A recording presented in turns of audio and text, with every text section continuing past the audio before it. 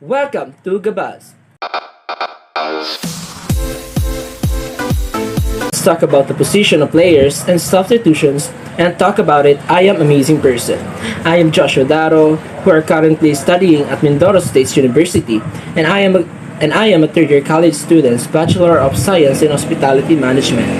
And today we have two guests. Please welcome Shaira de la Rosa Hi! and Mialyn, Danioan. Hi! Let's know and listen to their different opinions and ideas. I am Joshua Daro, your host, and this is Gabaz.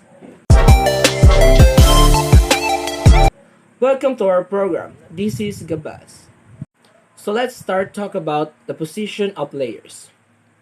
Position is the moment when the ball is hit by the server. Each team must be positioned within its own court in the rotational order. Miss Danioan, do you know about what is the position of the players are numbered? Yes. Can you share with us? The three players along the net are front row players and occupy position 4 front left, 3 front center, and 2 front right. The other 3 are back row. Players occupying positions 5 back left, 6 back center, and 1 back right. Thank you, Miss Danioan. The next, each back now player must be paid farther back from the part than the corresponding front now player. The front row players and the back to play as respectively must be positioned literally. Miss De La Rosa, do you have idea about what is the position of players are determined and controlled according to the positions of their feet contacting the ground? Yes! Can you give me what it is? First is each front row player must have at least a part of his or her foot closer to the center line than the feet of the corresponding back row player.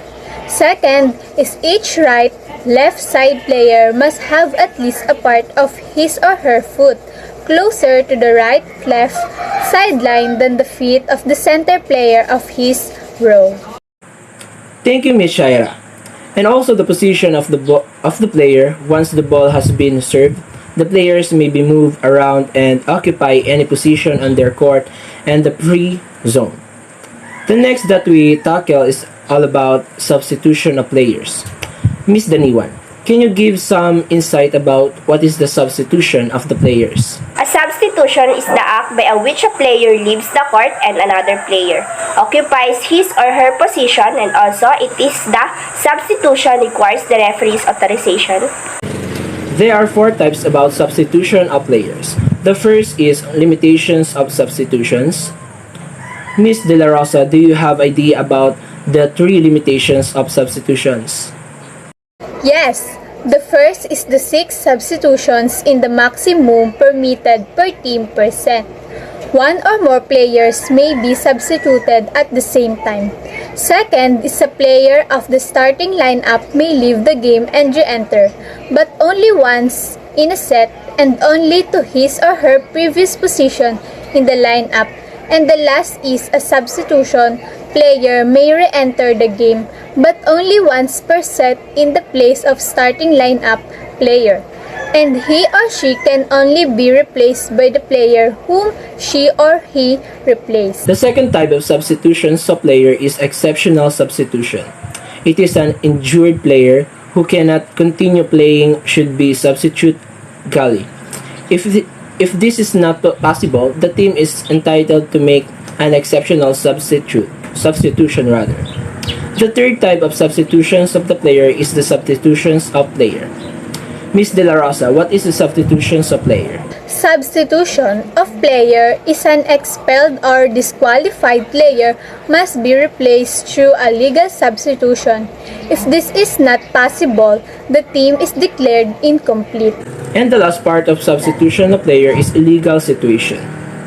Illegal situation, it is a substitution is illegal if it exceeds the limitations indicated. Limitations of substitutions are done except on the exceptional substitution.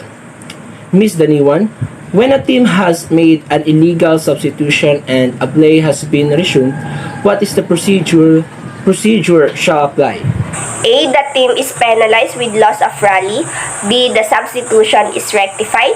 C. The point is scored by the team at false. Since the fault committed are cancelled, the opponent's points remain valid. So that's it.